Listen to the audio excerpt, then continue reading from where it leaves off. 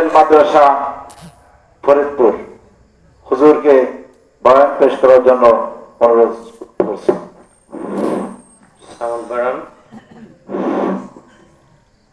আসসালামু আলাইকুম ওয়া রাহমাতুল্লাহি ওয়া বারাকাতুহু। নাহমাদুহু ওয়া নুসাল্লি আলা রাসূলিহিল কারীম।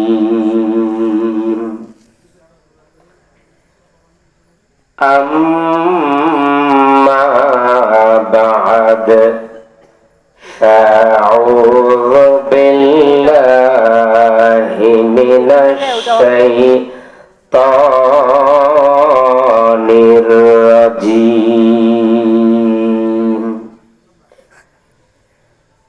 بسم الله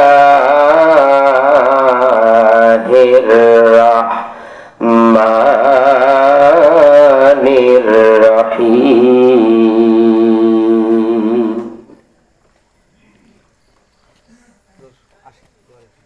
الذين آمنوا يقاتلون في سبيل الله والذين كفروا يقاتلون في سبيل الطاغوت فقاتلوا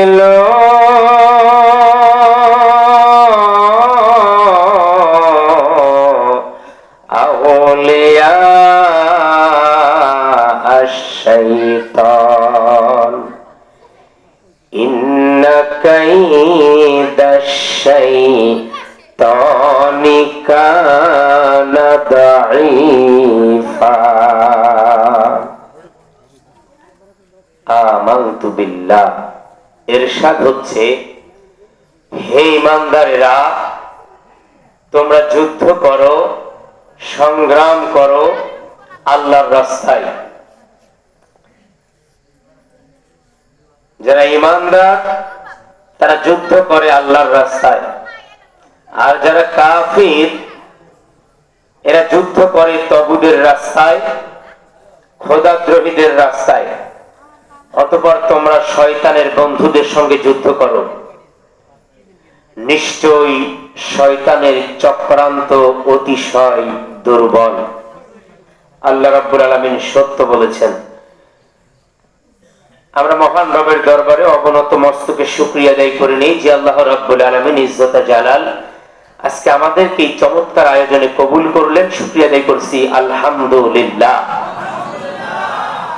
অতঃপর লক্ষ কোটি দুরূদ এবং সালাম মানবতার মহান শিক্ষকের প্রতি, যিনি আমাদের নেতা, আমাদের পরম চরম বন্ধু, যিনি আমাদের হৃদয়ের স্পন্দন, যিনি এখনো সবুজ গম্বুজের নিচে ঘুমিয়ে আমাদের জন্য এখনো মহান রবের নিকট ইয়া হাবলি উম্মতি বলে কান্না করছেন।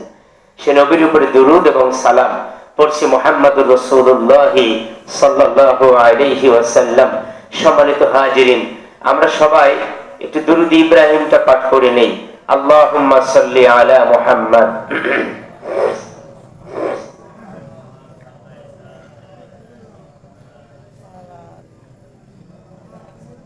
اللهم بارك على محمد وعلى آل محمد.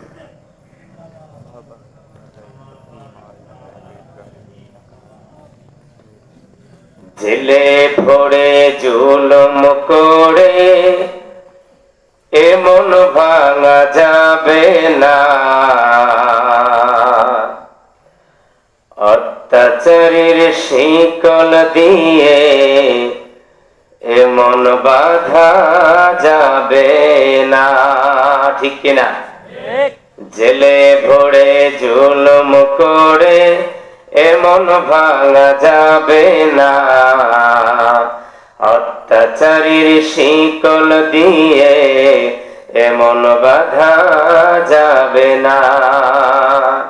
মোরা শক্ত হব সীসার মতো, আসুক বিপদ বাধা যত, লক্ষ প্রাণের খুন ঝরাব, ধিক পরাজয় মানব না, ধিক পরাজয় মানব না, ধিক পরাজয় মানব না, ধিক পরাজয় মানব না। আলহামদুলিল্লাহ। সম্মানিত হাজিরিন, আপনাদেরকে জিজ্ঞাসা করতেছি, আপনারা সবাই কেমন আছেন? আপনারা আজকের এই কোরআনের মাহফিলে এসে খুশি হয়েছেন তো? আমি আমার আলোচনা শুরু করব, তবে মহান রব্বুল আলামিনের আমি পবিত্র কোরআনুল কারীমের একটি আয়াত আপনাদেরকে শোনাবো। যদি এই আয়াতের উপরে আপনারা আমল করতে পারেন, তাহলে বাকি আলোচনা আপনাদের সঙ্গে করা যাবে। আর যদি দেখি যে না, একটা আয়াত বলেছি সেটা আমল করতেই আমরা ফেল করছি, তাহলে আসলে ওয়াজ বেশি দূর আগানো যাবে না। আগে একটু টেস্ট নেই আপনাদের, টেস্টে পাস করবো তো ইনশাল্লাহ। কারা কারা করতে পারবেন একটু হাত তোলেন। লিল্লাহি তাকবীর, লিল্লাহি তাকবীর। হাত নামান। আল্লাহ রাব্বুল আলামিন বলছেন, ইয়া আইয়ুহাল্লাযীনা আমানু ইযা কিলা লাকুম তাফাসসাহু ফিল মাজালিসি ফাফসাহু ইয়াফসাহিল্লাহু লাকুম। আল্লাহু আকবার। সূরা মুজাদালা 58 নম্বর সূরা 11 নম্বর আয়াত। তাফসিরে মারিফুল কোরআন আল্লামা মুফতি শফি রহমাতুল্লাহি আলাইহি লিখতেছেন, আল্লাহর বান্দারা যখন পবিত্র কোরআনুল কারীম শোনার জন্য কোন মাজলিসের মধ্যে বসে যায়, আর বক্তা যদি তাদেরকে বলে ফাঁকা জায়গাগুলো পূরণ করে কাছে এসে বসো, যারা ফাঁকা জায়গা পূরণ করে বসবে আমি আল্লাহ জান্নাতের মধ্যে তাদের জায়গা বানায়া দেব। সুবহানাল্লাহ। এই আয়াত পড়েছি শুধু সুবহানাল্লাহ পড়ার জন্য। এই আয়াতের আমল আমি একটু দেখতে চাই। জি প্রিয় ভাইয়ের আমার, আমি খুব সংক্ষেপে কিছু কথা বলবো, আপনাদের দৃষ্টি আকর্ষণ করছি, একটু কাছে এসে বসেন। আবার আসতে বলেছি, উঠার সময়টা উঠে চলে যেন না, একটু কাছে এসে বসেন। আমি খুব বেশিক্ষণ আপনাদেরকে বিরক্ত করব না। প্রিয় ভাইয়ের আমার, জি দূরত্ব বসে পড়ে। আমি আপনাদের কাছে জিজ্ঞাসা করতে চাই একটি হাদিস। আল্লাহ রাসূল মুহাম্মদ সাল্লাল্লাহু আলাইহি ওয়াসাল্লাম বলছেন, আফদালুল কালামি বা'দাল কুরআন ওয়া হিয়া মিনাল কুরআনি লা ইয়াদুররুকা বিআইয়াহিন্না বাদাতা সুবহানাল্লাহ আলহামদুলিল্লাহ লা ইলাহা ইল্লাল্লাহ আল্লাহু আকবার। সামুরা ইবনে জুনদুব রাদিয়াল্লাহু তাআলা আনহু বলেন, আমি নবী করিম সাল্লাল্লাহু আলাইহি ওয়াসাল্লামকে বলতে শুনেছি, পৃথিবীতে কোরআনুল কারীমের পরে পৃথিবীতে শ্রেষ্ঠ বাক্য 4টা। জোরে বলেন কয়টা? 1 নম্বর নবীজি বলেন, 1 নম্বর হচ্ছে সুবহানাল্লাহ। কি বলেছি? আমি যদি সুবহানাল্লাহ বলতে বলি বলবেন তো? 2 নম্বর আলহামদুলিল্লাহ। কি বলেছি? এটা বলতে বললে বলবেন তো? 3 নম্বর লা ইলাহা ইল্লাল্লাহ। বলেন, এটা বলা যাবে তো ইনশাআল্লাহ?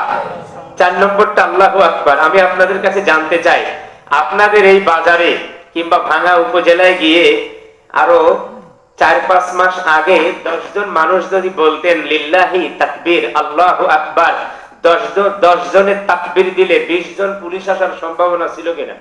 ছিল। তাকবীর দিছে 10 জন, পুলিশ আসে 20 জন। এই পরিবেশ কি কাটছে? নাকি আপনাদের এলাকায় আছে? নাকি আপনাদেরকে নতুন করে স্বাধীন হইতে হবে? প্রিয় ভাইয়েরা আমার, আমি তাহলে আপনাদেরকে এতটুকু জানাতে চাই, আমরা বিগত 17 বছর যে কাজা কাফফারা করতে পারি নাই, যে আদায় করতে পারি নাই তাকবীর দিয়ে, আজকের এই ওয়াজের প্রোগ্রাম থেকে আমরা কাজা কাফফারা আদায় করব। সবাই একটু গলা ক্লিয়ার করে নেন। 3টা তাকবীর হবে। লিল্লাহি তাকবীর, আল্লাহু আকবার। হয় নাই, কেবল 50%। লিল্লাহি তাকবীর, আল্লাহু আকবার। লিল্লাহি তাকবীর, আল্লাহু আকবার।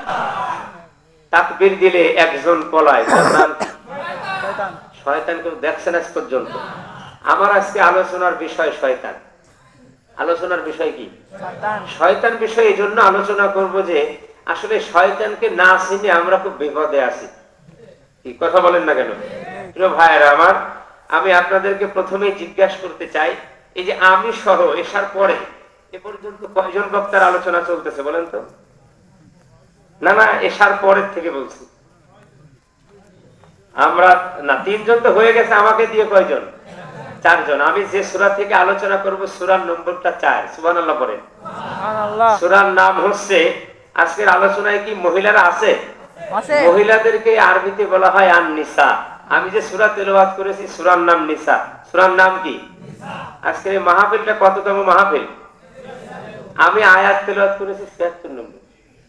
দেখছেন মিলে গেছে নাকি? বক্তারা এইভাবে মিলা, বুঝছেন? আমি যে আয়াতে কারিমা তেলাওয়াত করেছি আয়াত নম্বর কত? 76।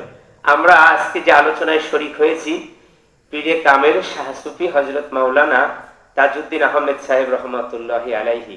তাজউদ্দিন মানে হচ্ছে দিনের মুকুট। ইনারা আসলে দিনের মুকুট ছিলেন। আমি এজন্য বলবো যে দেখেন, এই মানুষগুলো ইসলামের আলো এই প্রত্যন্ত অঞ্চলে তখন জ্বালিয়েছেন যখন ইসলাম নেওয়ার মতো কোনো মানুষ, যখন মসজিদে আযান একামত কেউ দিতে পারতেন না, এই মানুষগুলো মানুষের দ্বারে দ্বারে গিয়ে মানুষদেরকে ওযু শিখিয়েছেন, কালেমা শিখিয়েছেন, নামাজ শিখিয়েছেন, মসজিদে আসতে শিখিয়েছেন, ঠিক কিনা? কিন্তু আমাদের দেশে কিছু হুজুর আছে আমাদের মতো, যারা একটু নতুন পড়াশোনা করে নামের আগে মুক্তি লাগিয়ে এরা এসেই বলে যে এইসব মানুষ কিছু জানতেন না। কি বলে কিনা? প্রিয় ভাইয়েরা, আমি আমার বাবাও একটা মসজিদে প্রায় 38 বছর ইমামতি করেছেন, আমি তার সন্তান। খেয়াল করবেন প্রিয় ভাইয়েরা আমার, আমি দেখেছি গ্রামের মানুষেরা যখন হাজারো বিপদে পড়তো, কত ছোট্ট ছোট্ট সন্তানদের পেটে ব্যথা,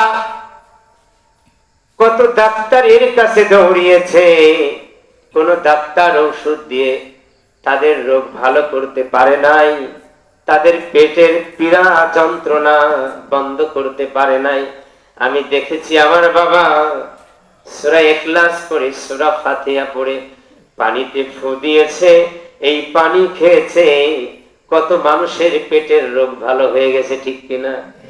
আমি বিশ্বাস করি আপনাদের এই মাহফিল, এই পোস্টারের উপরে যে আল্লাহর ওলির নাম লেখা, এই মানুষগুলো হয়তো আমাদের মতো ইংরেজি বুঝতো না, রাজনীতি বুঝতো না, আমাদের মতো হয়তো দেশ বিদেশ তারা ভ্রমণ করতো না, কিন্তু বিশ্বাস করেন এই মানুষগুলো যদি যা মুখ দিয়ে বলতেন মানুষের সঙ্গে তাই ঘটে যেত, ঠিক কিনা?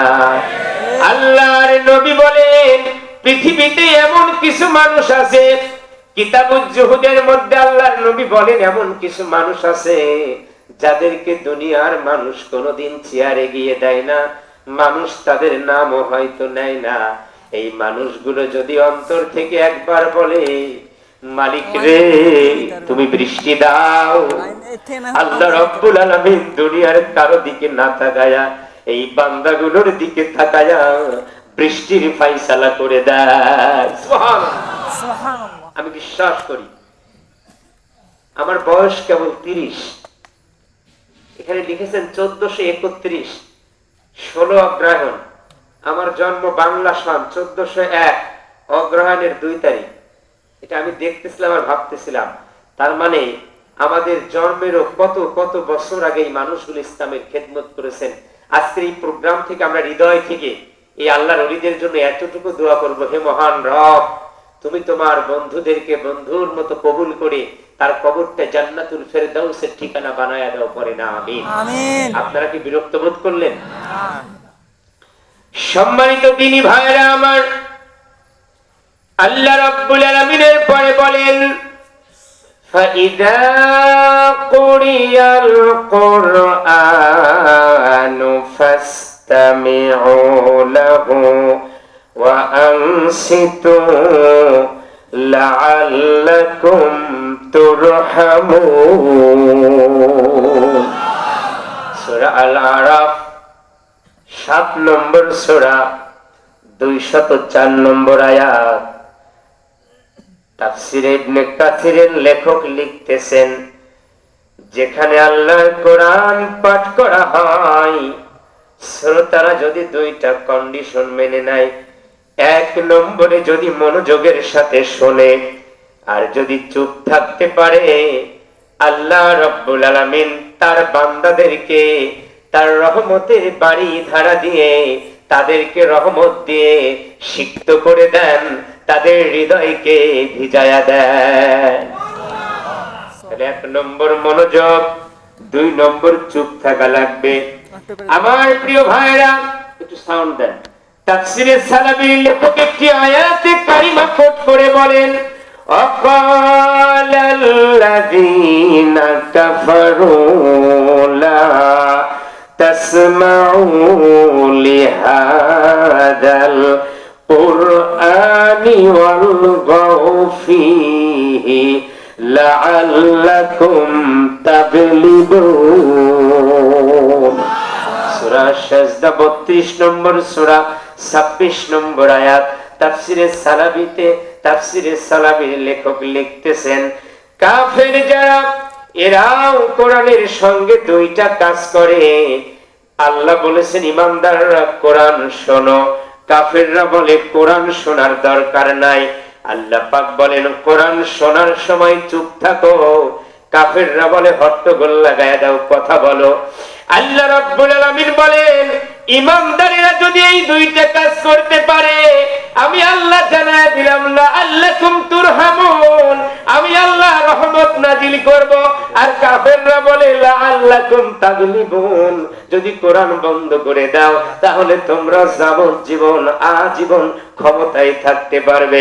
তাফসীরের লেখক লিখতেছেন কত চমৎকার করে, পৃথিবীতে যারা ইমানদার এরা দুনিয়ায় যে কোনো কাজ করে না কেন, সব কাজের পেছনে আল্লাহর রহমতটা তালাশ করে নেয়।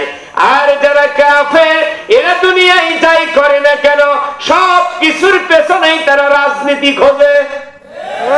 আমার ভাইরা খুব ভালো করে আমার দিকে তাকান। আমার মাথায় একটা টুপি, এই টুপি আমি শীতকালে পরি, গরমকালে পরি, বৃষ্টির কালে পরি, সকালে পরি, দুপুরে পরি, ওয়াজে আসলে পরি, বাথরুমে গেলে পরি, খাইতে গেলে পরি। এই টুপি আমি সব সময়ের জন্য পরি। এই টুপিটা পরি কার রহমতের আশায়। আবার এমন কিছু নেতা আছে 5 বছর পরে পরে টুপি পরে, জীবনে কোনোদিন টুপি পরে না, 5 বছর পর পর টুপি পরে মাথায় দিয়ে জনগণের কাছে এসে বলে সামনে নির্বাচন, টুপির দিকে তাকাও, আমি কিন্তু পাকা মুসলমান। আমার ভাইরা ভোটের জন্য টুপি পরলো, আমি যাবজ্জীবন আজীবন টুপি পরলাম। আমি জানতে চাই আমার টুপি পরার উদ্দেশ্য কার রহমত? আর যেই লোকটা 5 বছর পর পর টুপি পরে, ওর টুপি পরার উদ্দেশ্য কি? ইলেকশন। আমার ভাইরা, আমার ভাইরা, আমার শরীরের মধ্যে একটা পাঞ্জাবি আমি সব সময় পরি, নির্বাচন আসলেও পরি, না আসলেও পরি। আমার এই পাঞ্জাবি আল্লাহর রহমতের আশায় পরি। আবার কিছু মানুষ আছে 5 বছর পর পর চকচকা সাদা সাদা পাঞ্জাবি পরে। ওই পাঞ্জাবি গুলো কি আল্লাহর রহমতের আশায় না ক্ষমতার আশায়? আমার প্রিয় ভাইরা, এজন্য মনে রাখবেন, ধর্ম নিয়ে রাজনীতি বাংলাদেশের কোন আলেম করে না। ধর্ম নিয়ে রাজনীতি করে বাংলাদেশের কিছু ইসলাম বিরোধী রাজনীতিবিদ, নামে মুসলমান, কামে তারা মুসলিম, ঠিক কিনা? আমার ভাইরা, আমি রাজনীতির আগেও পড়ি পরেও পড়ি। এইটা হলো ধর্মভিত্তিক টুপি, এই পাঞ্জাবি হলো ধর্মভিত্তিক পাঞ্জাবি। আমার রাজনীতি হলো ধর্মভিত্তিক রাজনীতি। আর যারা রাজনীতির আগে টুপি পরে, রাজনীতির আগে মসজিদে যায়, নির্বাচনের আগে পাঞ্জাবি পরে, তাদের ইসলাম হলো, তাদের রাজনীতি হলো ধর্মভিত্তিক রাজনীতি না, তাদেরটা হলো ধর্ম নিয়ে ব্যবসা করা রাজনীতি, ঠিক কিনা? একটু জিকির করি লা ইলাহা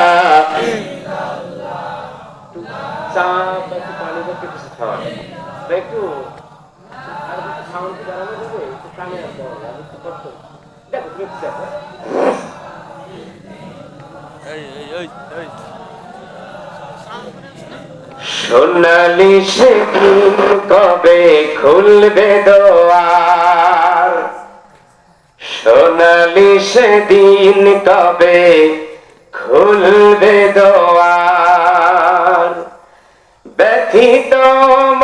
মানুষের চোখের পানি নীরবে নিভৃতে ঝরবে না আর, সোনালি সেদিন কবে খুলবে দোয়ার।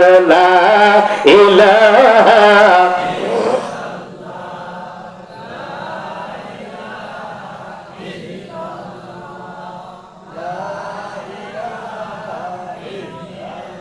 লা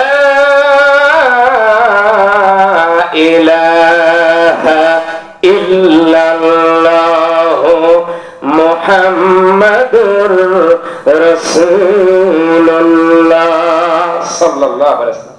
প্রিয় ভাইয়েরা আমার উপর রাগ করতেছেন? আপনারা অনেকে টের পাইতেছেন হুজুর কোন দিক যাইতে চাইতেছে, কি ঠিক কিনা? আমার আলোচনার বিষয় শয়তান, আলোচনার বিষয় কি?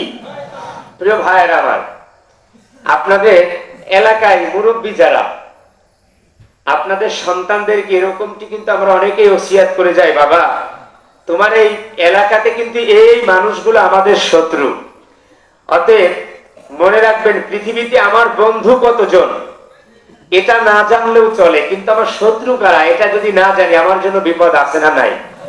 আমার প্রিয় ভাইরা, পবিত্র কুরআনুল কারীমের আলোকে আমি আমার গবেষণা দিয়ে দেখেছি মৌলিকভাবে মুসলমানদের প্রধানত শত্রু হলো 3 প্রকার। জোরে বলেন কয় প্রকার? 1 নম্বর শত্রু হলো শয়তান। 1 নম্বর শত্রু কে? 2 নম্বর শত্রু হলো ইহুদি জাতি। 3 নম্বর শত্রু হলো মুশরিকেরা। আমার ভাইরা খুব ভালো করে খেয়াল করেন, আমি যদি আপনাদেরকে এখন বলি আপনাদের এলাকায় মনে করেন 10 জন শিক্ষিত লোক আছে, তার মধ্যে একজন অনর্গল ইংরেজিতে কথা বলতে পারে, খুব খেয়াল করেন, বাকি 9 জন তারাও হায়ার এডুকেটেড কিন্তু অনর্গল ইংরেজিতে কথা বলতে পারে না, তারা টাই কোট পরে না, প্যান্ট পরে না। আমার ভাইরা, একটা লোক টাই কোট প্যান্ট পরে দাঁড়িয়ে আছে, অনর্গল ইংরেজি পড়ে। বলেন আমাদের দৃষ্টিতে সবচাইতে শিক্ষিত মানুষ আমরা কাকে মনে করব? যে ইংরেজি বলতে পারে, টাই কোট পরে। এটা তারা কে শিখালো? এই যে ইহুদিরা আমাদেরকে দিয়ে গেছে, ব্রিটিশেরা চলে গেছে কিন্তু তাদের প্যান্ট রেখে গেছে। ইহুদিরা চলে গেছে কিন্তু তাদের ভাষা আমাদের মগজে রেখে গেছে। তার মানে আমাদের অনেকেই বলে আমাদের অস্ত্র নাই, শস্ত্র নাই, কিভাবে বিজয় আসবে? আমি বলেছি মুসলমান, যদি চিন্তা চেতনায় যদি তোমরা বিজয় লাভ করতে না পারো, পৃথিবীর কোন অস্ত্র তোমাদের বিজয় এনে দিতে পারবে না। আগে আমাদেরকে চিন্তা চেতনায় বিজয় হতে হবে, ঠিক কিনা? একটু জিকির করিলা।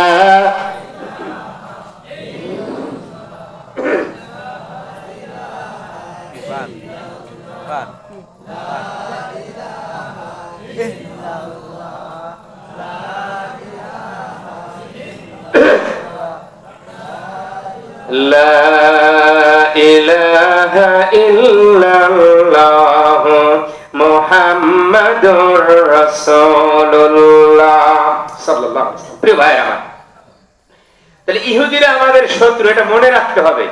আপনার সন্তানকে শিখাবেন এ আমার শত্রু। 2 নম্বর মুশরিকেরা, যারা আল্লাহর সঙ্গে শিরক করে, এই মুশরিকেরা আমাদের কি? শত্রু। এটা কোরআনের কথা, ওয়াল্লাযীনা আশরাকু, যারা শিরক করে তারা তোমাদের শত্রু। প্রিয় ভাইরা আমার, ইহুদি এবং মুশরিকেরা কেন শত্রু একটু খেয়াল করেন। এই পৃথিবীর জমিনে মুসলমান এমন এক জাতি, মুসলমানেরা সত্য জানার চেষ্টা করে, সত্য যখন জানা হয়ে যায় মুসলমানেরা এই সত্যকে গোটা পৃথিবীকে জানিয়ে দিতে চায়। কিন্তু ইহুদিরা এমন এক জাতি, ওরা সত্য তালাশ করে, সত্য যখন খুঁজে পায় ওরা গোটা পৃথিবীকে অজ্ঞতায় রেখে দিয়ে, গোটা পৃথিবীকে অন্ধকারে রেখে দিয়ে ওরা ওদের জ্ঞানের আলোকে নিজেদের কাছে রেখে দেয়। ওরা পৃথিবীকে এই জ্ঞানের আলো দিতে চায় না। আমার প্রিয় ভাইরা, যেমন মদ হারাম, এইটা ক্ষতিকর, মুসলমানেরা জানে মদ ক্ষতিকর, দুনিয়ার কেউ যেন মদ না খায় এটা আমরা চাই, আমরা কাউকে মদ খেতে দিতে চাই না। ইহুদিরা জানে মদ খারাপ, ওরা নিজেরা খাবে না, কিন্তু গোটা পৃথিবীর মানুষকে মদখোর বানাতে চায়। এই জন্য ইহুদিরা মানবতার শত্রু। আমার প্রিয় ভাইয়েরা, আমি যেটা বোঝাচ্ছি, এখন আসেন শয়তান আমাদের শত্রু। শয়তান নিয়ে আজকে একটু আমি বলে দেই আপনাদেরকে। দেখেন, নবী মুহাম্মদ সাল্লাল্লাহু আলাইহি ওয়াসাল্লাম আমাদেরকে জীবনে যত দোয়া শিখিয়েছেন, সকল দোয়া আমরা পড়ি এক কারণে, কিন্তু এইটা সরাসরি আঘাত করে শয়তানকে। দেখেন, আল্লাহ নবী বলেছেন, তোমরা যখন ঘরের মধ্যে প্রবেশ করবে তোমরা সালাম দাও। ঘরে ঢুকলে কি দিতে হবে? নবীজি বলেন, ঘরের মধ্যে যখন ঢুকবে তোমরা সালাম দাও। নবীজি বলেন, সালাম যখন দেওয়া হয়ে যায়, শয়তান বলে, আই হ্যাভ নো প্লেস, আমার এই ঘরে কোনো জায়গা নাই। সুবহানাল্লাহ। আপনি দোয়া করেছেন কি শয়তান তাড়ানোর জন্যে? সালাম দিয়েছেন কি শয়তান তাড়ানোর জন্যে? সালাম দিয়েছেন স্ত্রীকে, সালাম দিয়েছেন মা বাবাকে, এই সালামটা গিয়ে শয়তানের কপালে আঘাত করে। সুবহানাল্লাহ। আপনি খেতে বসেছেন, নবীজি বলেন, খাওয়ার সময় যদি পড়ো বিসমিল্লাহি ওয়া আলা বারাকাতিল্লাহ, এ দোয়া পড়া মাত্রই নবীজি বলেন, আই হ্যাভ নো ফুড। শয়তান বলে, I have no food in this place, আমার কোনো খাবার নাই আজকের এই জায়গায়। তার মানে খাওয়ার শুরুর দোয়া বললেন, এই দোয়াটা গিয়ে শয়তানের কলিজায় আঘাত করলো, ঠিক কিনা? এমনকি শুধু তাই না, স্ত্রীদের কাছে যাওয়ার সময় দোয়া আছে না নাই? আমি একদিন এক মাহফিলে ভুলে জিজ্ঞেস করছি, কে কে পারেন হাত তোলেন। অনেকেই বলছে, হুজুর এই দোয়া আপনি আমাদের জিজ্ঞেস করে লজ্জা দিয়েন না, কারণ আমি 7 ছেলের বাপ, আজও পারি না এই দোয়া। কি? নবীজি বলেন, যেই বাড়িতে সালাম দেওয়া হয় না ওই বাড়িটা শয়তানের আবাসযোগ্য হয়ে যায়। যেই খাবারে দোয়া পড়া হয় না ওই খাবারে শয়তান ভাগ বসায়। স্ত্রীর কাছে যদি দোয়া না পড়ে যায়, ওই স্ত্রীর ভাগ শয়তান নেয়। এইবার হিসাব করে দেখেন, আপনি ভেবেছেন আপনার স্ত্রীর ভাগ দুনিয়ার কেউ নেয় নাই, দোয়া না পড়ে যতবার স্ত্রীর মাথায় হাত দিয়েছেন ততবার শয়তান আপনার সঙ্গে হাত দিয়েছে, ঠিক কিনা? ওয়াজটা একটু কঠিন হয়ে গেল, তাই না? এই দোয়া শিখে নিয়ে আমার প্রিয় ভাইরা, এবার আসেন, এই শয়তান তো আমাদেরকে আঘাত করলে এভাবে। আমি আপনাদের কাছে জানতে চাই, বাংলাদেশের জেনারেল শিক্ষার ক্লাস 1 থেকে নিয়ে শুরু করে মাস্টার্স পর্যন্ত এমন একটা বই অথবা বইয়ের এমন একটা অধ্যায় কি আপনি দেখাতে পারবেন যে অধ্যায়ে শয়তান কি, শয়তানের পরিচয় কি, শয়তানের অস্তিত্ব আছে, এইরকম কোন টপিকস কি বাংলাদেশের কোন শিক্ষা কারিকুলামে আছে? আছে? আমার প্রিয় ভাইরা, তার মানে বাংলাদেশের শিক্ষা ব্যবস্থায় আপনাকে শয়তান সম্বন্ধে জানতে দেওয়া হলো না। আপনি মাস্টার্স কমপ্লিট করলেন, বিসিএস ক্যাডার হয়ে গেলেন, কিন্তু আপনি আজ পর্যন্ত শয়তানকে চিনতে পারলেন না। তার মানে এত শিক্ষা অর্জন করেও শয়তানের ওয়াসওয়াসা থেকে আপনি বাঁচতে পারলেন না, ঠিক কিনা? কিন্তু একটা বক্তব্যে যান, এই যে আপনাদের আমার ভাইরা, এই যে তাজউদ্দিন রহমতুল্লাহি আলাইহির নামের যে মাদ্রাসা, এই মাদ্রাসার মক্তবে যান, একটা বাচ্চা কিছুই জানে না, তাকে মক্তবে ঢুকায়া দেন। হুজুর ডাক দিয়ে বলবে, বাবা তোমার নাম কি? বলবে আব্দুর রহমান। বলবে এদিকে আসো। হুজুর সাথে সাথে হাতে হাত দিয়ে বলবে, বাবা আমার সাথে জীবনের প্রথম পড়া মক্তবে। বলবে, বাবা আমার সাথে পড়ো, আউযু বিল্লাহি মিনাশ শাইতানির রাজীম। আল্লাহু আকবার। তার মানে হলো বাংলাদেশের এই শিক্ষা ব্যবস্থায় এসএসসি পর্যন্ত পড়ালেখা করলেন, এই সবক দেওয়া হলো না। আমার ভাইরা ইন্টারমিডিয়েট শেষ হয়ে গেল, এরপরেও শয়তানের সবক দেওয়া হলো না।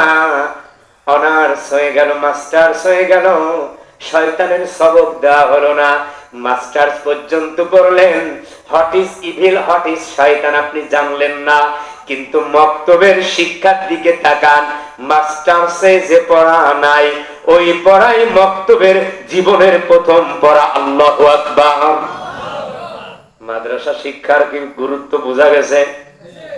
তার মানে দুনিয়ার সব শিক্ষা কমপ্লিট হয়ে গেল, এখনো শয়তান চিনলেন না। মাদ্রাসায় ঢোকা মাত্রই হুজুর কয় শয়তানের কাছ থেকে, শয়তানের ওয়াসওয়াসা থেকে আল্লাহর কাছে পানাহ চাও। সুবহানাল্লাহ। আমার ভাইরা, এইবার আসেন, শয়তান কি? পবিত্র কোরআনুল কারীমের ভাষায় শয়তান দুই প্রকার। কয় প্রকার? মিনাল জিন্নাতি ওয়ান নাস। একটা মানুষ শয়তান আর একটা জিন শয়তান। কেউ উঠবেন না, কথা আমি গুছাই আনতেছি, খেয়াল করেন। শয়তান কয় প্রকার? তাফসীরে সালামের লেখক লিখতেছেন, আসল যে শয়তান, এই শয়তানের কাজ বাস্তবায়ন করার জন্য এই শয়তান মানবরূপী শয়তানের কাঁধে ভর করে। এখন এই মানবরূপী শয়তান বাংলাদেশে কারা কারা একটু চিনাই দেব নাকি? আপনাদের যদি কমন পড়ে যায় দয়া করে আমার উপরে রাগ করবেন না, আমরা সবাই শয়তানকে একটু চিনতে চাই কিনা? আমার প্রিয় ভাইরা, আল্লাহ রাব্বুল আলামিন বলেন, ওয়া ইযা খালাউ ইলা শায়াতিনিহিম। নবীরে, আপনার কাছে এমন কিছু মানুষ আছে যারা আসে আপনার কাছে এসে বলে আমরা ঈমানদার, আর যখন শয়তানের কাছে যাই তখন বলে আমরা তোমাদের দলে আছি। এইখানে শয়তানের ব্যাখ্যায় তাফসীরে জালালাইনের লেখক লিখতেছেন, এখানে শয়তান মানে হুম আবু জাহাল, উতবা, শাইবা, ওয়ালিদ ইবনে মুগিরা, আবু লাহাব। তার মানে এই পাঁচজন মানব রচিত মানবতাবাদের নেতা, এই পাঁচজন নেতাকে আল্লাহ রাব্বুল আলামিন বলেছেন শয়তান। আমার ভাইরা, আমি জানতে চাই, আবু জেহেল মানুষ, কিন্তু আল্লাহ তারে বলেছে শয়তান। কি বলেছে? আবু লাহাব মানুষ, আল্লাহ বলে শয়তান। উতবা মানুষ, আল্লাহ বলছেন শয়তান। ওয়ালিদ ইবনে মুগিরা মানুষ, আল্লাহ তারে কি বলছে? শয়তান। কেন শয়তান বললেন? আমার প্রিয় ভাইরা, পবিত্র কোরআনুল কারীমে চলে যান। এই পৃথিবীতে শয়তানের মূল কাজ হলো চারটা। জোরে বলেন কয়টা? আল্লাহ রাব্বুল আলামিন বলেন, ইয়া আইয়ুহাল্লাযীনা আমানু ইন্নামাল খামরু ওয়াল মাইসিরু ওয়াল আনসাবু ওয়াল আজলামু রিজসুম মিন আমালিশ শাইতান। সূরা মায়েদা 5 নম্বর সূরা 91 নম্বর আয়াত। আল্লাহ রাব্বুল আলামিন বলেন, হে ঈমানদারেরা, শয়তানের কাজ কি কি? শোনো। 1 নম্বর শয়তানের কাজ হলো মাদকতা তৈরি করা, মদ তৈরি করা, গাঁজা তৈরি করা, ফেন্সিডিল তৈরি করা, ইয়াবা ট্যাবলেট তৈরি করা। কিয়ামত পর্যন্ত যত মাদক তৈরি হবে সকল মাদককে আল্লাহ রাব্বুল আলামিন আল খামরু শব্দের মধ্যে নিয়ে আসছেন। আল খামরু মানে এমন দ্রব্য যা খেলে মানুষের বুদ্ধি লোপ পায়। তার মানে কেউ যদি বলে গাঁজা হারাম, কোরআনের কোন আয়াতে আছে? আল্লাহ রাব্বুল আলামিন সূরা মায়েদার 91 নম্বর আয়াতে বলেছেন গাঁজা হারাম। কেউ যদি বলে ইয়াবা হারাম, কোরআনের কোথায় আছে? ইন্নামাল খামরু, আল খামরু মানে ইয়াবা, আল খামরু মানে বাবা, আল খামরু মানে আপনার যত মাদক দ্রব্য আছে, সকল নেশা দ্রব্য বলতে যা বোঝায় আল্লাহ রাব্বুল আলামিন বলেন সব আবিষ্কার হলো শয়তানের কাজ। প্রিয় ভাইরা আমার, তাহলে শয়তানের 1 নম্বর কাজ মাদকতা ছড়ানো। শয়তানের 2 নম্বর কাজ আল্লাহ রাব্বুল আলামিন বলেন আল মাইসিরু। শয়তানের 2 নম্বর কাজ হলো জুয়ার ব্যবসা চালু করা। আমি আপনাদের কাছে জানতে চাই, বাংলাদেশে এতদিন যারা ক্ষমতায় ছিল এরা কি মদ হারাম করছে না আরাম করছে? আমার ভাইরা, সংসদে একবার আল্লামা দেলোয়ার হোসেন সাঈদ রাহমাতুল্লাহি আলাইহি সংসদে বিল উত্থাপন করলেন মদ হারাম করা হোক। একজন মৌলবী এই বাতিলের সরকারের পাঁচাটা গোলাম। সে বলেছিল, হাইরে বিদেশ থেকে কত বড় বড় মেহমান আসে, তাদেরকে যদি আমি আসার পরে 2 ঢোক মদই না খাওয়াতে পারি, তাহলে বাংলাদেশের মান সম্মান কি থাকবে? নাউজুবিল্লাহ পড়েন। তার মানে বাংলাদেশে এতদিন যারা ক্ষমতায় ছিল, এরা মদ নিষিদ্ধ করে নাই, বরং এরা মদের পক্ষে আইন জারি করেছে, ঠিক কিনা? শুধু কি তাই বলেছে? বলেছে, যুবকেরা রে, তোদের যদি এত বেশি মদ খাওয়ার সে ঘরে, আর আলাদা একা একা দরকার নাই, তোরা যদি 100 জন মিলে একটা জামাতবদ্ধ করে মদ খাইতে চাস, তাহলে লাইসেন্স দেব। কথা বলেন আমার ভাইরা। তাহলে মাদকতার লাইসেন্স দেয় শয়তান কারা? শয়তান। আমার ভাইরা ওয়াল মাইসিরু, আর হলো জুয়া। আমার ভাইরা বাংলাদেশে ক্যাসিনো ব্যবসার কথা শোনেন কি শোনেন না? আমার ভাইরা বিভিন্ন খেলার নামে, বিভিন্ন মেলার নামে জুয়ার ব্যবসা আছে না নাই? সাকিব আল হাসান ব্যাট ধরেছে লন্ডনে, আপনাদের এই ভাঙ্গা থানার উপজেলার যুবকেরা চায়ের দোকানে বলে, সাকিবুল হাসান যদি এই ওভারে 20 রান করে আমি দেবো 10,000, ও বলে যদি রান করে 30 আমি দেবো 20,000। এই তো জুয়া আছে না নাই? আমার ভাইরা, তার মানে রন্ধ্রে রন্ধ্রে জুয়ার ব্যবসা। এই জুয়ার ব্যবসা কি আল্লাহ দিছে না শয়তান? এতদিন যারা বাংলাদেশ চালাইছে, এরা কি জুয়া বন্ধ করছে না জুয়ার ব্যবসা চালু করছে? 3 নম্বর অলাংসাবুং, মূর্তি বানাবে। আমার ভাইরা, হিন্দুদের মূর্তি নিয়ে আমার কোনো কথা নাই। হিন্দু ভাইদের মূর্তি, তারা মূর্তিকে পূজা করে, তারা তাদের মন্দিরে, তারা তাদের ঠাকুরের সামনে গিয়ে, তারা তাদের দেবীর সামনে গিয়ে পূজা করে। এটা নিয়ে আমার কোনো বক্তব্য নাই। কিন্তু মুসলমানের দেশে, মুসলমানের ট্যাক্সের টাকায় রাস্তার মোড়ে মোড়ে মূর্তি বানানোর অধিকার তোমারে কে দিল, ঠিক কিনা? আমার ভাইরা, তাহলে অল আনসাব, শয়তানের কাজ হলো মূর্তি বানানো। কি বানানো? এতদিন যারা ক্ষমতায় ছিল, ওরা কি মূর্তি ভাঙছে না মূর্তি বানাইছে? অনেক পুলিশ আমারে বলেছে, হুজুর শুনেছি অনেক ব্রিজে রডের বদলে নাকি বাঁশ দিয়েছে, কিন্তু আল্লাহর কসম করে বলি, কত মূর্তি ভাঙলাম, কোন মূর্তির ভেতরে রডের জায়গায় আল্লাহর কসম কোন বাঁশ পাইলাম না।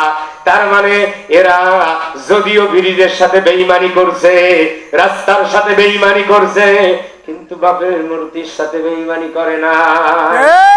কথা বলে। 4 নম্বরে আল্লাহ রাব্বুল আলামিন বলেন, আল আসলাম, এরা শিরকের আখড়া গাড়বে।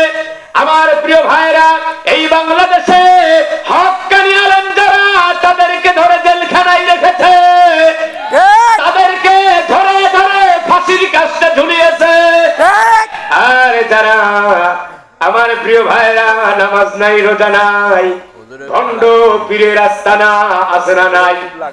নামাজ নাই, রোজা নাই, গাজার ব্যবসা খুলে নিয়েছে। এদের মারো বাজারে গিয়ে, এদের দরবারে গিয়ে কোটি কোটি টাকা দান করে, আর হক্কানি আলেমদের হাতের মধ্যে আক্কারা পড়াই, ঠিক কিনা? এখন আমার প্রিয় ভাইরা, এই যে শয়তানের 4টা কাজ, আমি জানতে চাই এই বিগত সরকার এই 4টা কাজ করছে না বন্ধ করছে? আরো জোরে বলেন। আমি বলেছিলাম, শয়তান তার কাজ বাস্তবায়নের জন্য সরাসরি নিজে আসে না, সে মানবরূপী শয়তানের কাঁধে ভর করে। তাহলে আজকে আমরা বলতে পারি, কোরআনের আলোকে এতদিন যারা দেশ চালায়েছে, এদের মাথার উপরে ভর করেছিল শয়তান, ঠিক কিনা? আপনারা মনে হয় বিরক্ত বোধ করতেছেন, আলোচনা কি বন্ধ করে দেবো? না না, বলেন। আমার প্রিয় ভাইরা, আল্লাহ রাব্বুল আলামিন বলেন, শয়তানের এই 4টা কাজ রিজসুম মিন আমালিশ শাইতান। আল্লাহ রাব্বুল আলামিন বলেন, এই 4টা কাজ হলো শয়তানের কাজ। ফাজতানিবুহু লাআল্লাকুম তুফলিহুন। তোমরা যদি বিজয় আনতে চাও, সফল হতে চাও, দেশকে যদি সুখী সমৃদ্ধ করতে চাও তাহলে এই চারটা কাজ থেকে তোমরা বিরত থাকো, তাহলে তোমাদের দেশ এমনি ডিজিটাল হয়ে যাবে। আজ ডিজিটালের নামে আমাদেরকে 10 টাকা কেজি চাল খাওয়ানোর নামে, ডিজিটালের নামে, স্মার্ট বাংলাদেশের নামে আমাদেরকে নিয়ে কত লীলা খেলা হলো। আমার প্রিয় ভাইরা, 10 টাকা কেজি চাল খাওয়ানোর কথা বলে আমাদেরকে 80 টাকা কেজি চাল খাওয়াইছে। আমার ভাইরা, ঘরে ঘরে চাকরি দেওয়ার কথা বলে ঘরে ঘরে রাজাকার উপহার দিয়েছে। আমি জানতে চাই, এই সমস্ত শয়তান যাদের উপরে ভর করেছিল, এরা যদি আবার আসতে চাই, সুযোগ কি আর দেওয়া যাবে না? শয়তান তাড়ানোর মন্ত্র হলো লিল্লাহি আল্লাহু তাকবীর, দেন লিল্লাহি তাকবীর, লিল্লাহি তাকবীর। হাত নামান। এবার আসেন আলোচনার মূল পয়েন্টে ঢুকি। শয়তান কিভাবে আমাদেরকে ধোঁকা দেয় আল্লাহ রাব্বুল আলামিন বলছেন। আল্লাহ রাব্বুল আলামিন বলেন শয়তান কিভাবে ধোঁকা দেয়, শোনো। فأزلهما الشيطان عنها فأخرجهما مما كان فيه আল্লাহু আকবার। আল্লাহ রাব্বুল আলামিন বলেন শয়তানের 1 নম্বর ধোঁকা হলো শয়তান মানুষদেরকে লোভ দেখায়। তাফসীরের মধ্যে এসেছে শয়তান কিসের লোভ দেখায়? শয়তান 1 নম্বর লোভ দেখায় আজীবন স্থায়িত্বের লোভ দেখায়। তার মানে হলো বাবা আদম আলাইহিস সালাম আর হাওয়া আলাইহিস সালাম দুইজন মিলে জান্নাতের মধ্যে আছে। শয়তান গিয়ে লোভ দেখায় তোমরা যদি গাছের কাছে যাও যাবজ্জীবন আজীবন জান্নাতে থাকতে পারবে। শয়তান আদম আলাইহিস সালাম আর মা হাওয়া আলাইহিস সালামকে লোভ দেখাইছে জান্নাতে আজীবন থাকার, ঠিক কিনা? আজ যারা ক্ষমতায় বসে শয়তান এদেরকে লোভ দেখায় এই কাজ কর, 41 সাল পর্যন্ত থাক। আমার ভাইরা 41 সাল পর্যন্ত টার্গেট দিয়েছে, কিন্তু সে তো আর জানে না 24 সালের 5ই আগস্ট কপালে চিহ্নি আছে। যদিও জানতো 24 সালের 5ই আগস্ট কপালে চিহ্নি আছে, আমার ভাইরা কোনদিন শয়তানের অসসায় করে 41 সালের টার্গেট দিয়ে মাঠে নামতো না, ঠিক কিনা? আমার ভাইরা এবার খেয়াল করেন, তার মানে শয়তান হলো লোভ দেখায়। আমার ভাইরা যে যেখানে থাকে তার সেই রকম লোভ দেখায়। আমি আপনাদের কাছে জানতে চাই, আজও যদি আমাদেরকে কোনো শয়তান লোভ দেখায়, আসো আমার দলে, আমারে ক্ষমতায় দাও, তোমাদের ঘরে ঘরে কাজ করে দেব।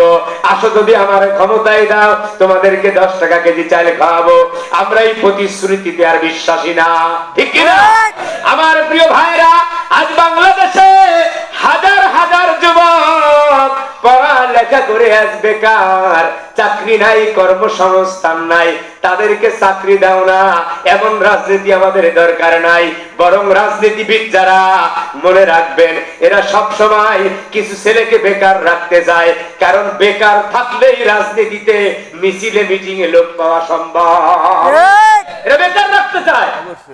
আমার প্রিয় ভাইরা, আজ রাজনীতির ময়দানে আপনি যার জন্য লড়তেছেন তাকায় দেখেন তার স্ত্রী বিদেশে থাকে, ছেলে বিদেশে থাকে, ছেলে মেয়ে সব বিদেশে থাকে, শুধু আপনার নেতা এই দেশে থাকে। আর যখনই ডিস্টার্ব হয় তখনই দেশ ছেড়ে পালায়া যায়, ঠিক কিনা? এই মানুষগুলো উঠতেছে ভাই, কি কারণে উঠতেছেন একটু বলে দেন। কোন সমস্যা? যারা উঠতেছেন আমি আশা করি আবার আসবেন। দয়া করে কেউ কোরআনের মজলিস থেকে উঠবেন না, কথা বহুত আছে, একটু বসেন। আমি আগেই বলে নিয়েছি ভাই, আলোচনা করতেছি শয়তানের, সবার ভালো লাগবে না। এখন শয়তানের ওয়াসওয়াসা যাদের আছে, যাদের একটু শয়তান পাইয়ে বসছে, এদের আপাতত ভালো লাগবে। আমার প্রিয় ভাইরা, আপনি তাকায় দেখেন, যেই নেতার জন্য আপনার ছেলে ময়দানে লড়ে, ওই নেতার ছেলে বিদেশে থাকে, জীবনে মার খায় না, বাড়ি খায় না। আপনার ছেলেকে রাজনীতির মাঠে নিয়ে মিছিলে নিয়ে আপনার ছেলেকে রক্তাক্ত করে, ঠিক কিনা? আপনার ছেলেকে হত্যা করা হয়, তাদের ছেলেগুলো বাংলাদেশে আসে না। আমি জানতে চাই, রাজনীতি যদি করতে হয় তাহলে তোমার ছেলেরও দেশে আনো, আমার ছেলেরেও নাও, এরপরে রাজনীতি করো। এই ভণ্ডামি বাংলাদেশে আর চলবে না, ঠিক কিনা? আমার প্রিয় ভাইরা, এরপরে শয়তানের অসুবিধা কি আল্লাহ রাব্বুল আলামিন বলেন? শয়তান কি করবে জানো? আল্লাহ রাব্বুল আলামিন বলেন, আশ-শাইতানু ইয়াইদুকুমুল ফুকরা ওয়া ইয়া'মুরুকুম বিল ফাহশা। আল্লাহু আকবার। আল্লাহ রাব্বুল আলামিন বলেন, শয়তানের এরপরের জাল হলো, এরপরে শয়তানের ফাঁদ হলো, শয়তান বলে তোমরা যদি এইটা করো ওইটা করো তোমরা গরিব হয়ে যাবে। ইয়াইদুকুমুল ফুকরা, শয়তান তোমাদের অভাবের ভয় দেখায়। আজকে বাংলাদেশে অনেকেই বলতেছে আলেমরা যদি ক্ষমতায় যায়, ইসলামপন্থীরা যদি দেশ চালায়, ভারত আমাদেরকে না খায় মারবে। ঠিক। ভারত আমাদেরকে না খাওয়ায় মারবে। কুরআন বলতেছে ইয়াইদুকুমুল ফুকরা, এই ভয় দেখায় শয়তানে। কারা? শয়তানে। আজকে যারা বলবে আলেমরা ক্ষমতায় আসলে এই দেশের মানুষ না খেয়ে মারা যাবে, ওদের এই বক্তব্য শয়তানের বক্তব্য। ঠিক। কারণ আল্লাহ পাক বলছেন, ওয়ালাউ আন্না আহলাল কুরা আমানু ওয়াত্তাকাউ লাফাতাহনা আলাইহিম বারাকাতিম মিনাস সামাই ওয়াল আরদ। আল্লাহু আকবার। আল্লাহ রাব্বুল আলামিন বলেন, যদি ঈমানদারেরা মুত্তাকিরা যদি ক্ষমতায় যায়, আমি আল্লাহ জানায়া দিলাম আসমানের দরজা জমিনের দরজা আমি আল্লাহ খুলে দেব, তোমাদের কোনো অভাব থাকবে না। সুবহানাল্লাহ। সুবহানাল্লাহ। আমার ভাইরা, যেই নেতার কাছে 10টা বিধবা কাপের হেফাজত হয় না, যেই নেতার কাছে 10 কেজি সোয়াবিন ডালের গ্যারান্টি নাই, এই নেতা যদি এই নেতা ক্ষমতায় যায়, আমার ভাইরা এই নেতা তো দেশকে লুটে পুটেই খাবে। ঠিক কিনা? প্রিয় ভাইরা আমার, আমি খুব বেশিক্ষণ ডিস্টার্ব করবো না, আলোচনা আর 15 মিনিট। আপনারা আছেন আমার সাথে? তাকবীর দেন, লিল্লাহি তাকবীর, লিল্লাহি তাকবীর। আমার প্রিয় ভাইরা, আমি কিন্তু কোন ঘটনা কিচ্ছা বলতেছি না, বাস্তব কথা বলতেছি। আল্লাহ রাব্বুল আলামিন বলেন, শয়তান তোমাদেরকে কি করে জানো? ইয়ামুরুকুম বিল ফাহশা, শয়তান তোমাদেরকে খারাপ কাজ করতে উদ্বুদ্ধ করে। তার মানে এলাকার মধ্যে যাত্রার প্যান্ডেল সাজাও, কার আদেশ? আর কোরআনের মাহফিল সাজাও, কার আদেশ? আবার কোরআনের মাহফিল থেকে উঠে চলে যাও, কার আদেশ? কথা বোঝেন আমার প্রিয় ভাইরা আমার? সাবধান, সাবধান। ওয়া ইয়াইদুকুমুল ফুকরা ওয়া ইয়া'মুরুকুম বিল ফাহশা, শয়তান তোমাদেরকে খারাপ কাজের আদেশ করে। আমার প্রিয় ভাইরা, এরপরে আল্লাহ রাব্বুল আলামিন বলেন, ইয়া আইয়ুহাল্লাযীনা আমানু দুখুলু ফিস সিলমি কাফা। আল্লাহু আকবার। আল্লাহ রাব্বুল আলামিন বলেন, তোমরা ইসলামের মধ্যে পরিপূর্ণ প্রবেশ করো। আমি জানতে চাই, ইসলামের মধ্যে পরিপূর্ণ প্রবেশ করার দরকার আছে না নাই?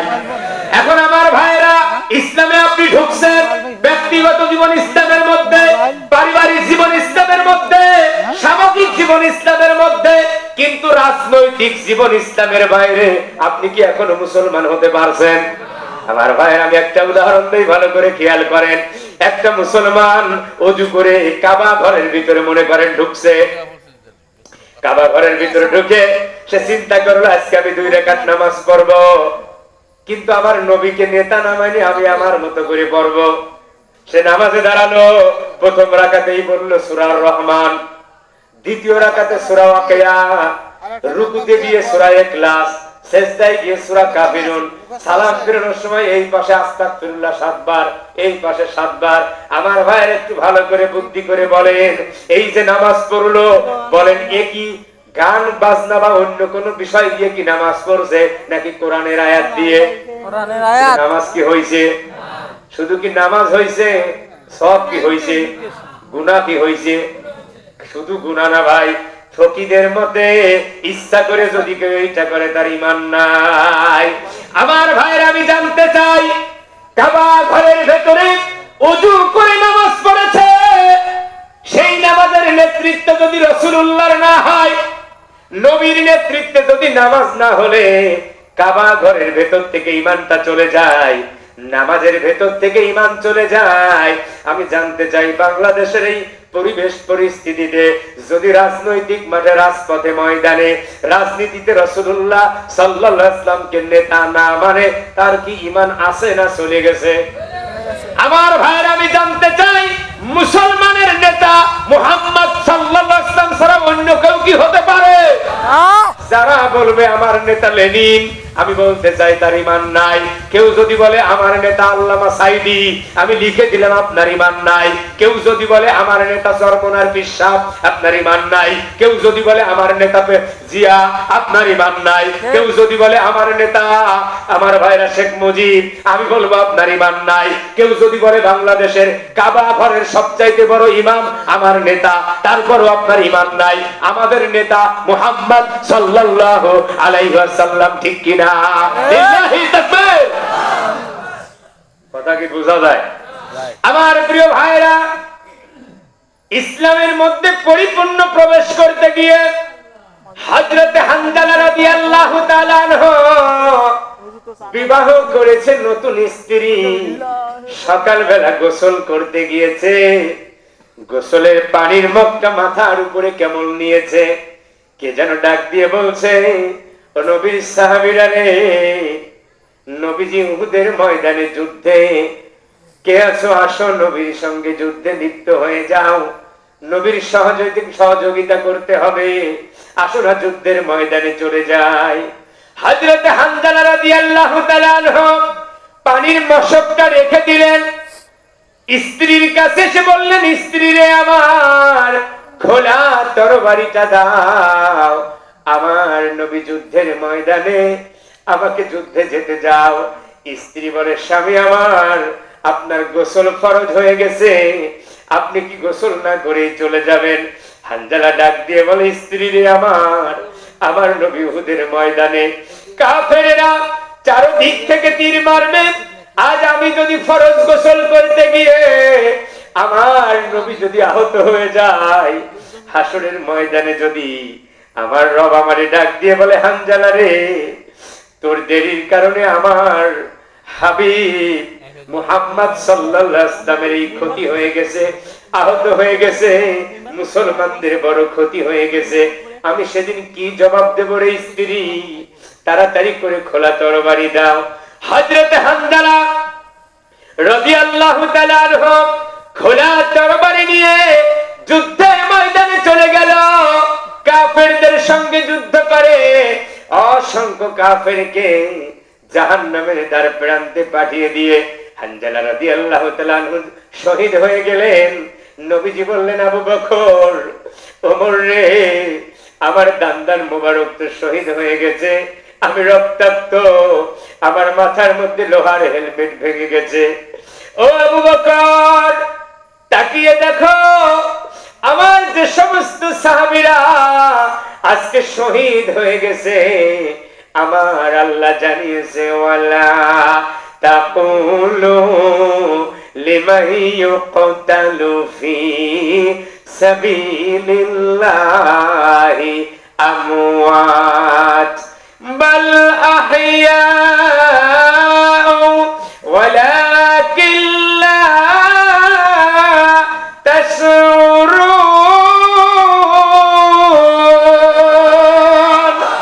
আমার আল্লাহ ডাক দিয়ে বলেছে, আমার হাবিব, আজকে যারা শহীদ হয়ে যাবে এদেরকে মৃত বলো না, এরা আমি আল্লাহর কাছে জীবিত, এদের গোসল দিবা না, এদেরকে কাফন পরাবা না, বিনা কাফনে বিনা গোসলে এদেরকে দাফন করে দাও। হাসরের ময়দানে শহীদেরা উঠবে, রক্তাক্ত দেহ নিয়ে উঠবে, আল্লাহ পাক বলবেন, এরা কারা? আল্লাহর ফেরেশতারা বলবে, মালিক, তোমার জমিনে দিন কায়েমের জন্য ইসলামের মধ্যে পরিপূর্ণ প্রবেশ করতে গিয়ে এদের কারো মাথা নাই, এদের কারো হাত নাই, কারো পা গুলো কেটে ফেলা হয়েছে, কাউকে ফাঁসির দড়িতে ঝুলানো হয়েছে, রক্তাক্ত দেহ নিয়ে প্রভু তোমার দরবারে হাজির। আল্লাহ পাক ডাক দিয়ে বলবে, এই শহীদদের বিচার করব না, হিসাব নেব না, বিনা বিচারে বিনা হিসাবে তোরা আমার জান্নাতে চলে যা। এই শহীদদের এত মর্যাদা দেওয়া হবে, হাদিস শরীফের মধ্যে আসছে দুনিয়ার সকল নবীরা, সকল উম্মতেরা যারা জান্নাতে যাবে, যার যার যে জান্নাত সে জান্নাতের মধ্যে থাকবে, কিন্তু শহীদদেরকে জান্নাতের সবুজ পাখির আকৃতি দিয়ে দেওয়া হবে, দুইটা পাখনা লাগাই দেওয়া হবে। আল্লাহর শহীদ বান্দা শুধু নিজের জান্নাতে না, আল্লাহর 8টা জান্নাত পাখনা দিয়ে নেড়ে নেড়ে উড়ে উড়ে সকল জান্নাত উপভোগ করবে। আর ভাইরা, নবীজি বললেন, আনো আমার সাহাবীদের লাশগুলো আনো। সবার লাশগুলো আনা হলো। হযরতে হানজালার স্ত্রী ডাক দিয়ে বলে, নবীজি, আমার স্বামীর নাম হানজালা, আপনার যুদ্ধেই শহীদ হয়ে গেছে, বাড়িতে আর ফিরে যায় নাই। নবী, আমার স্বামী হয়তো শহীদ হয়ে গেছে, কিন্তু আমার স্বামীর গোসল ফরজ ছিল, আপনি তাকে গোসল না করে কবরস্থ করবেন না। নবীজি বললেন, আবু বকর, কোথায় আমার হানজালার লাশ? আমার হানজালা কোথায়? নবীজি পাগল পারা হয়ে গেলেন। সারা ময়দান খোঁজে, হানজালার লাশ নাই। আবু বকর খোঁজে, হানজালার লাশ নাই। ওমর খোঁজে, হানজালার লাশ নাই। নবীজি কান্না করে, মালিক রে, আমার হানজালার লাশটা কোথায় গেল? এমন সময় হযরতে জিবরাইল এসে বলে, ইয়া রাসূলুল্লাহ, ইয়া হাবিবাল্লাহ, আপনি আসমানের দিকে তাকান। হযরতে হানজালা শহীদ হয়ে গেছে, তার গোসল ফরজ। আপনি জানেন না, দুনিয়ার কেউ জানে না, তার স্ত্রী জানে, আর আমার মালিক জানে। আল্লাহ রাব্বুল আলামিন হানজালার লাশটাকে আসমানে তুলে নিয়েছে, জান্নাতের পানি দিয়ে ফেরেশতারা হানজালার লাশকে গোসল করায়া দিয়েছে। আমার ভাইরা, নবীজি আসমানের দিকে তাকিয়ে দেখে 70,000 ফেরেশতা হযরতে হানজালার লাশ নিয়ে স্লোগান দিতে দিতে আমার ভাইরা উহুদের ময়দানে হানজালার লাশ নিয়ে হাজির হয়েছে। হযরতে আব্দুর রহমান ইবনে আওফ বলেন, আমি আস্তে করে হযরতে হানজালার কাছে গিয়ে তার মাথার পাশ থেকে একটু কাফন সরালাম। আমি দেখলাম হানজালার চুলগুলো ভেজা, জান্নাতের পানি হযরতে হানজালার চুল বেবে উহুদের ময়দানে স্পর্শ করতেছে। আলা তাকুলু লিমান ইউকতালু ফি সাবিলিল্লাহ। আল্লাহ রাব্বুল আলামিন বলেন, এইভাবে যারা দ্বীনের জন্য শহীদ হয়ে গেল, তোমরা তাদেরকে মৃত বলো না, আমি আল্লাহ বলছি ওরা জীবিত। সুবহানাল্লাহ। আমার ভাইরা, আমি আফগানিস্তানে আল্লাহ দেখেছি। এই বইটার মধ্যে লেখক লিখতেছেন, আমার ভাইরা বলতেছে, ছোট্ট যুবক কাফেরদের সৈন্যদের সামনে চলে গেছে, বুকের এইখানে একটা কোরআন শরীফ। কাফেররা বলতেছে, তুমি বলো, তুমি কি আল্লাহকে মানো?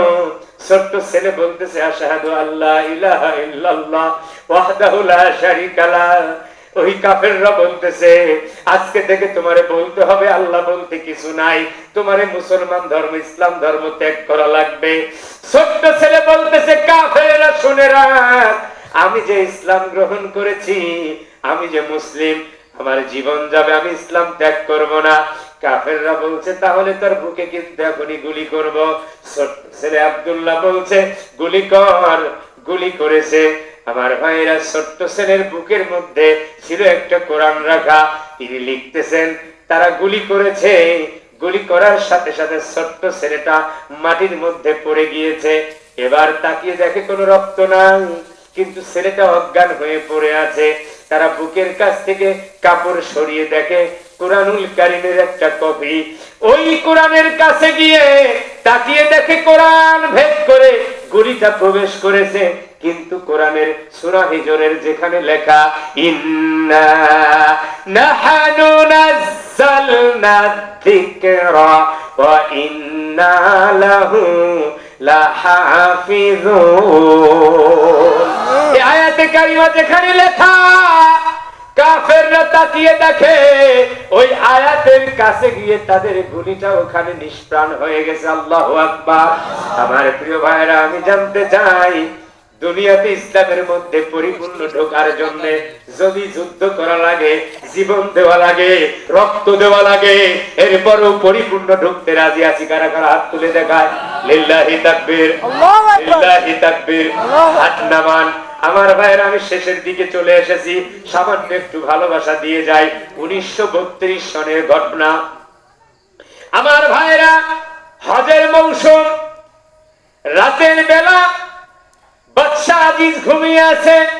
রাতের বেলা স্বপ্নে দেখে দাজলা নদীর কিনারায় আল্লাহর নবীর দুইজন সাহাবী, হযরতে হুযায়ফা আর হযরতে আব্দুল্লাহ রাদিয়াল্লাহু তাআলা আনহুমা, দুইজন স্বপ্নে এসে বলে, বাদশাহ, আমাদের কবরের মধ্যে নদী থেকে, দাজলা নদী থেকে পানি ঢুকতেছে, তুমি তাড়াতাড়ি করে আমাদের কবরগুলো সরাইয়া দাও। সুবহানাল্লাহ।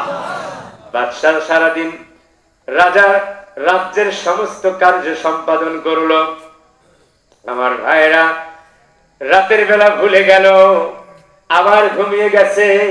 স্বপ্নে একই স্বপ্ন দেখায়। বাদশারে আমাদের বড় কষ্ট হয়। বাদশা দিনের বেলা কাজের ব্যস্ততায় আবার ভুলে গেলেন। তৃতীয় দিন সকাল বেলা বাদশা বসে আছে, এমন সবাই মুফতি আজম তার বাড়িতে এসে বলে, 1932 সাল, মুফতি আজম এসে বলে, বাদশা নামদার, ও রাজা মশাই, ও আমাদের প্রেসিডেন্ট, আমাদের সুলতান, রাতের বেলা আমি স্বপ্ন দেখেছি নবীজির দুইজন সাহাবী, হযরতে আব্দুল্লাহ আর হযরতে হুযায়ফা রাদিয়াল্লাহু তাআলা আনহুমা আমারে ডাক দিয়ে বলতেছে, মুফতি, আমরা কবরের মধ্যে আছি, কবরের মধ্যে দাজলা নদী থেকে পানি আসে, আমাদের কষ্ট হয়। বাদশা জিহবা কামড় দিয়ে বলে, আফসোস, এই স্বপ্ন আমি 2 দিন রাতের বেলা দেখেছি, কিন্তু আমি ভুলে গিয়েছি। হয়তো আমি ভুলে যাওয়ার কারণে নবীজির সাহাবীরা তোমারে আবার স্বপ্নে দেখায়ছে। আমার ভাইরা, এবার মুফতি সাহেবকে জিজ্ঞাসা করা হলো, কি করা যায়? মুফতি সাহেব বললেন, এখন তো হজের মৌসুম, হজের মৌসুম শেষ হলে দুইজন সাহাবীর লাশ আবার উত্তোলন করে নতুন করে দাফন করা হবে। এই খবরটা হজের মৌসুমে ছড়ায় গেল। হাজী সাহেবরা অ্যাপ্লিকেশন করলো, বাদশাহ, জীবনে এই 2 নয়নে আমাদের নবীজিকে আমরা দেখি নাই, যদি নবীর সাহাবীদেরকে একটু লাশগুলো উত্তোলন করতে, তাহলে হৃদয়টা আবার ভরে যেত। এটা আমাদের এই চোখ দিয়ে আমরা নবীর সাহাবীদেরকে দেখতাম। আমার ভাইরা, নবীজিকে দেখার ইচ্ছা আছে না নাই? আমি বলি, মালিক, রাতের বেলা আমরা ঘুমায়া যাই, তুমি কি একটাবার নবীজিকে দেখাইতে পারো না? পৃথিবীতে কত মানুষের সুরত শয়তান ধরতে পারে, কিন্তু বিশ্বাস করেন, আমার নবীর সুরত কোনোদিন শয়তান নিতে পারে না। নবীজি বলেন, রাতের বেলা কোনো বান্দা যদি স্বপ্নে দেখে যে নবীজি তার ঘরে গিয়েছে, এটা স্বপ্ন নয়। নবীজি বলেন, আমি সশরীরে ওই বান্দার ঘরে গিয়েছি। সুবহানাল্লাহ। নবীজি বলেন, আমার রূপ কোনোদিন শয়তান নিতে পারে না। আমার প্রিয় ভাইরা, রাতের বেলা যখন ঘুমিয়ে যাবেন, বেশি বেশি দুরূদ পড়বেন। নবীজি বলেন, যেই ব্যক্তি আমি নবীর উপরে বেশি বেশি দুরূদ পড়বে, রাতের বেলা আমি স্বপ্নে তার কাছে গিয়ে আমি নবী হাজির হয়ে যাই। আমার প্রিয় ভাইরা, সাহাবীদেরকে আমরা দেখি নাই, নবীজিকে দেখি নাই। কবি কত সুন্দর করে বলছে, জন্ম আমার নবীর যুগে হলে কেমন হতো, জন্ম আমার নবীর যুগে হলে কেমন হতো, ঠিক না? দুনায়নে রাসূল পাক দেখলে কেমন হতো, জন্ম আমার নবীর যুগে হলে কেমন হতো, জন্ম আমার নবীর যুগে হলে কেমন হতো, ঠিক কিনা? আমার ভাইরা, হাজী সাহেবরা বলল, নবীজিকে কোনোদিন দেখি নাই, নবীর সাহাবীদেরকে যদি একটু তোলো, তাদেরকে দেখে হৃদয়ের আশাটা মিটাতাম। আমার ভাইরা, জাপান থেকে দুইজন বড় বড় ডাক্তার আনা হলো, সৌদি আরবের বড় বড় ডাক্তারেরা উপস্থিত। 1932 সন সাহাবীদের লাশগুলো উত্তোলন করা হলো। আমার প্রিয় ভাইরা, লাশ দুটো শহীদের লাশ কি হয় দেখেন, উত্তোলন করা হলো। জাপানি ডাক্তারেরা সাহাবীদের চক্ষু পরীক্ষা করে বলছে, ও হাজী সাহেবেরা,